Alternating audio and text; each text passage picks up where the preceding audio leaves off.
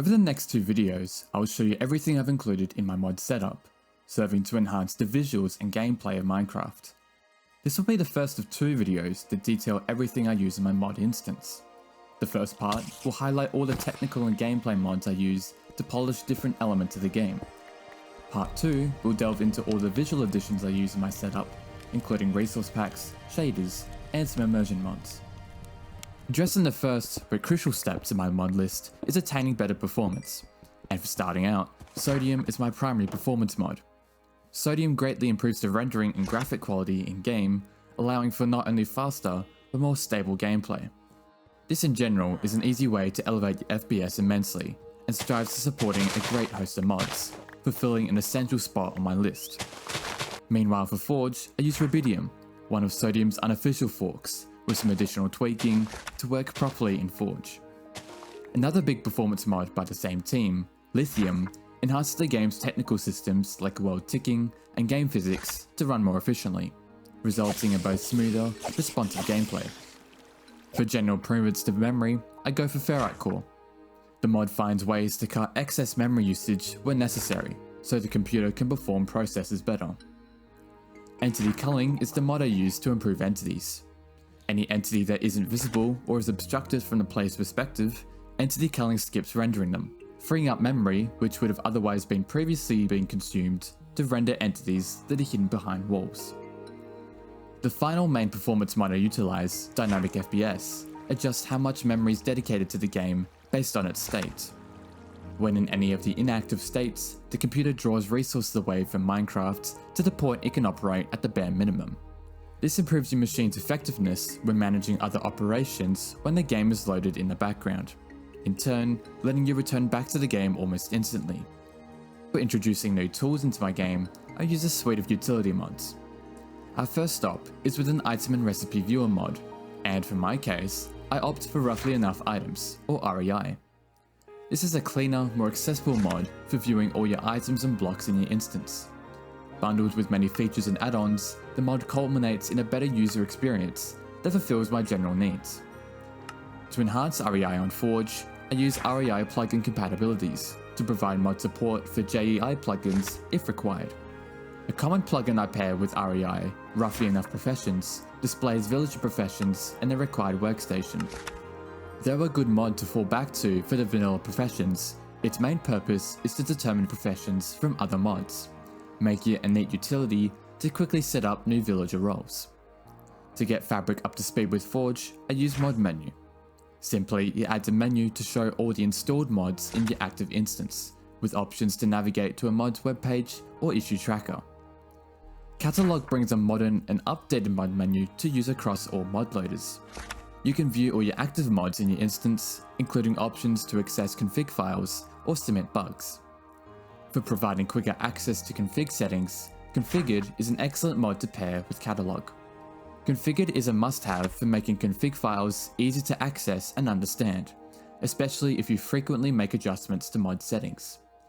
Any mod that includes a supported config file type can be accessed by Configured in an in-game menu, without the hassle of accessing config files manually. In times where I need to change skins quickly, I'll use Skin Swapper. Skin Swapper serves as an in-game wardrobe to easily swap skins in-game without overriding your active account skin, allowing for a fast, painless setup to switch skins. To accommodate for our resource packs, I've included a few mods to provide support for custom features many resource packs provide.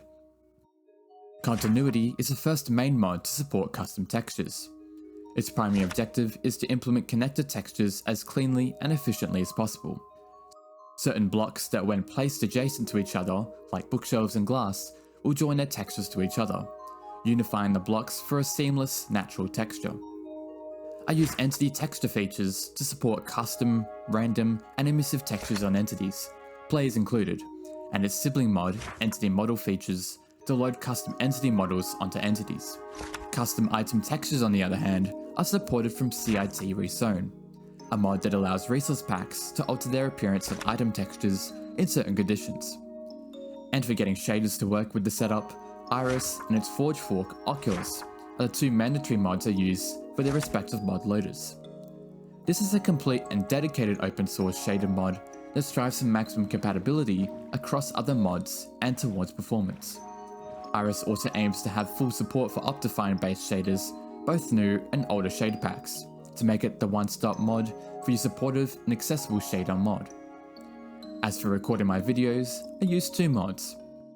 Replay records your in-game sessions in the background and stores them later to revisit. You can freely roam your replay sessions and place cameras in the environment or on entities to create interesting sequences and shots, serving as an incredibly powerful tool for recording multiple perspectives in the one session. Its built-in timeline offers the perk to quickly retime your sequences, perfect for creating a time-lapse or a slow-motion shot. The Forge instance alternative I use is CMD Cam. Being a bit different from the replay mod, CMD Cam easily allows you to place and record camera shots in-game.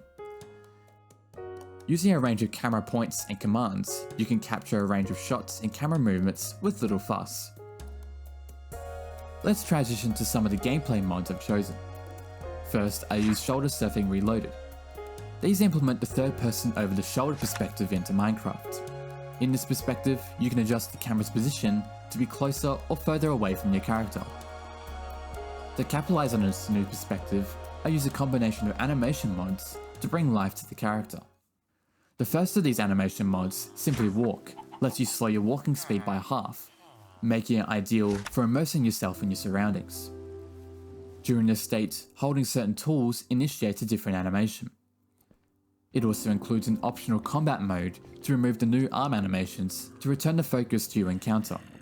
In sneaky situations, Simply Sneak gives you the ability to sneak past mobs, featuring its own sneak animation.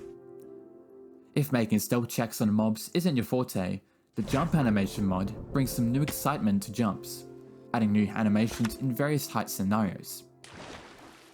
Each animation is context specific, taking into account how high you jump and what you land on. Sitting Plus is an animation mod that lets you sit anywhere. You can switch between a range of poses to capture the right personality of your character. Sitting Plus 2 is also context dependent. Sitting on fences, stairs, or beds triggers a different suite of animations to add some extra character. I also use Sit, a different animation mod to allow the character to sit on slabs and stairs for a more vanilla-friendly approach. When it comes to some of the minor player animations, I go for not enough animations. The mod integrates a range of third-person animations, which were otherwise absent from actions that occurred in first person. For instance, actions like consuming food, potions, or holding a map show an animation fit for third person. In-game actions such as rowing boats or climbing ladders have their own animations too, to show what's happening. Its array of animations makes it a must-have for improving my immersion. For improving first person, I use first person model. It alters the camera of the first person perspective to match to your character's point of view. Now you can see your current equipment, arms, and torso without having to exit first person. Additionally, Not Enough Animations was designed as an expansion to first person model, letting you see all the new animations too in first person seamlessly. And as a personal preference, I opt for dark loading screen to change the Mojang red color to a dark grey. Closing our list off is a suite of quality life mods to top everything together and bring some much needed improvement. Probably one of the most vital mods to improve my experience is controlling. This enhances the keybinds menu to easily search for keybinds using various filters and tracks all conflicting and unbound keybinds, resolving a keybind problem quickly. Another must-have mod, Better F3, revamps the debug interface to be more legible and customizable. Each primary stat is color-coded and grouped together to see all the information clearer. As for improving nether portals, fast portals cuts the time it takes to traverse through nether portals by half, reducing the hassle of jumping to and from the nether. Additionally, Portal GUI removes the restricted access of your inventory when in a nether portal. Shifting to some tooltip mods, I use Shulker Box Tooltip. This displays a tooltip when hovering over any shulker box, letting you see what's inside it in a time-efficient manner. Similarly, Map Tooltip previews a tooltip of what a map looks like, saving lots of time scouring through all your maps to find the right map you want. When it comes to managing your screenshots, Screenshot Viewer is a must-have. Instead of having to find the screenshots folder manually, Screenshot Viewer adds a button to the menu to take you straight to a gallery of all your screenshots. It's one of these mods that once installed, it's hard to not live without. For another mod that's hard to live without, Reap lets you harvest crops without destroying the seed.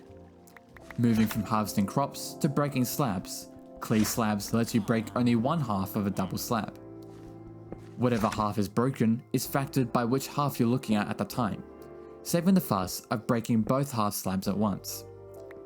No resource pack warnings is one of these simple mods that removes the inconvenience of using older resource packs. It removes the warning prompts you receive if trying to load an older resource pack. No doubt you can see how this would be a welcome addition with multiple packs installed. Anvil's received 2 improvements to enhance the station's purpose. First, No Expensive removes the no expensive cap for costly modifications to your equipment. Certainly a simple but game-changing mod if you frequently combine or repair your gear at an anvil.